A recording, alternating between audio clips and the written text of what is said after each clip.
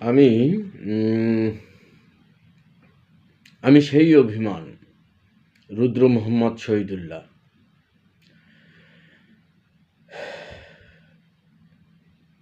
আমি সেই অবহেলা, আমি সেই নতমুখ, নীরবে ফিরে যাওয়া অভিমান, ভেজা চোখ, আমাকে গ্রহণ করো।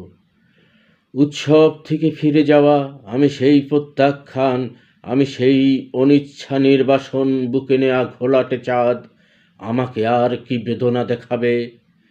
তপ্ত সীসার মতো পুড়ে পুড়ে একদিন কঠিন হয়েছি শেষে, হয়েছি জমাট শিলা। তবু সেই পাথরের অন্তর থেকে কেঁদে ওঠে এক রাস জলের আকুতি। ঝর্ণার মতো তারা নেমে যেতে চায় কিছু মাটির শরীরে। আমি সেই নতমুখ, পাথরের নিচের করুণ বেদনার জল, আমি সেই অভিমান, আমাকে গ্রহণ করো। আসলে কবিতার মধ্যে অনেক কিছু আছে। কবিতার মধ্যে জীবনকে খুঁজে পাওয়া যায়। জীবন আজকের থেকে ৫,০০০ বছর আগে যে কবিতাটা লেখা হয়েছে, আজকের থেকে ২৫০০ বছর আগের যে নীতিশাস্ত্র,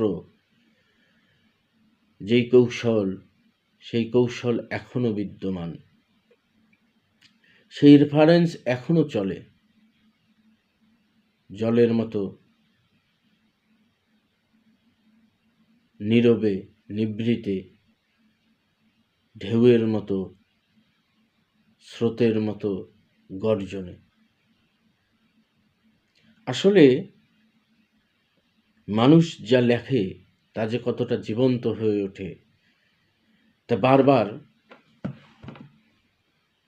উপলব্ধি করতে হয়।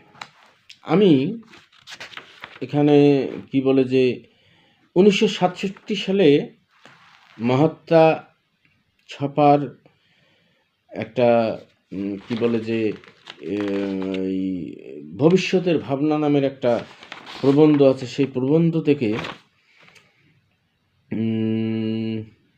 একটা লাইন, বিগত যুগে মানুষ যা, ছপা বলতেছেন, বিগত যুগে মানুষ যা উপলব্ধি করতে পারেনি, এ যুগে মানুষের তার হৃদয়ঙ্গম করতে হবে, করার সময় এসে গেছে।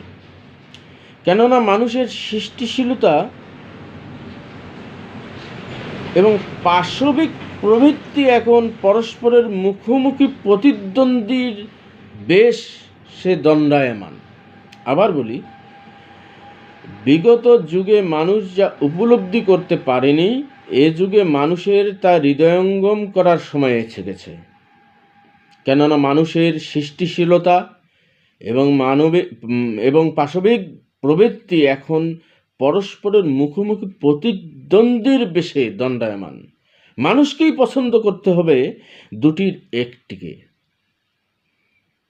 হয়তো সৃষ্টিশীল মানুষ হিসেবে স্বীকার করে নিতে হবে সকল মানুষকে, পৃথিবীর মাটিতে দিতে হবে অধিকার, পৃথিবীর মাটিতে দিতে হবে অধিকার। উন্নত জাতিসমূহ অনুন্নত জাতিগুলোকে তাদের বাস্তব সিদ্ধি এবং মননের সমৃদ্ধির অংশীদার করে তুলতে হবে। এ না হলে দেশ, ধর্ম, নীতি, দর্শন, সম্প্রদায় ইত্যাদি কত গালভরা সুন্দর শব্দের অন্তরাল থেকে পাশবিক প্রবৃত্তি আপনা আপনি প্রকটিত হয়ে পড়বে। তা যদি হয় সহজেই ধরে নেওয়া যায়, পৃথিবীতে মানুষের দিন ফুরিয়ে এলো। মানুষের দিন ফুরিয়ে আসবে যদি মানুষ পাশবিক প্রবৃত্তিটাকে, শক্তিটাকে আপন করে নেয়। এখন বিষয় হলো যে এখানে অনেক কিছু মানে ছফা প্রাসঙ্গিক কেন, আমার কাছে প্রাসঙ্গিক কেন, এর কারণ কখনোই আমি বলতে পারবো না আসলে ছফা আমার লাইফে প্রাসঙ্গিক কেন। তারপরে আমি ইলিয়াসকে পড়েছি, আমি আখতারুজ্জামান ইলিয়াস, হাসান আজিজুল হকের সাথে আমার কথা হয়েছে, অনেকবার কথা হয়েছে, নিউজে বাইটও দিয়েছেন। তারপরেও ছাপাকেই কেন আমি কি বলে যে প্রাসঙ্গিক করে তুলেছি জীবনে। হয়তোবা কতটুকু পেরেছি সেটা অন্য প্রশ্ন, হয়তো বা পারিনি। পুষ্প বিহঙ্গ পুরাণের যে বিষয়টা, আসলে বাংলাদেশে আমি মনে করি আমার সেন্সে যে বাংলাদেশে দুটি সাহিত্যিক বা লেখক কে অপ্রাসঙ্গিক করে তোলা উচিত। একটা হলো ছপা, আহমদ ছপা, যে প্রতিদিনকার ডায়েরিকে উপন্যাসের রূপ দিয়েছেন, কিন্তু তার উপন্যাস নিয়ে প্রশ্ন তোলা যায় না যে এটা উপন্যাস হয়নি, এটা উপন্যাস হয়েছে, এমন প্রশ্ন তোলা যায় না। একজন আলী কেনানের উত্থান ও পতনের যে উপন্যাস, সূর্য তুমি সাথী, কি জীবন আঁকা হয়েছে সেখানে, কি জীবনের কথা সেখানে বলা হয়েছে, কি সমাজটাকে আঁকা হয়েছে। অপরদিকে মানিক বন্দ্যোপাধ্যায়, আসলে মানিক এবং ছপাকে নিয়ে আমাদের শিক্ষিত মহলে কথা বলতে গিয়ে আমরা কেন যেন আমাদের ঠোঁট বাঁকা হয়ে যায়, আমাদের কেন যেন গলা থেকে শব্দ বের হয় না। আমাদের এলিটিজম আমাদেরকে ধ্বংস করবে একটা সময়, যে আমরা যে সহজলভ্য কিছু সাহিত্যকে আয়ত্ত করি বরং চর্চা করি।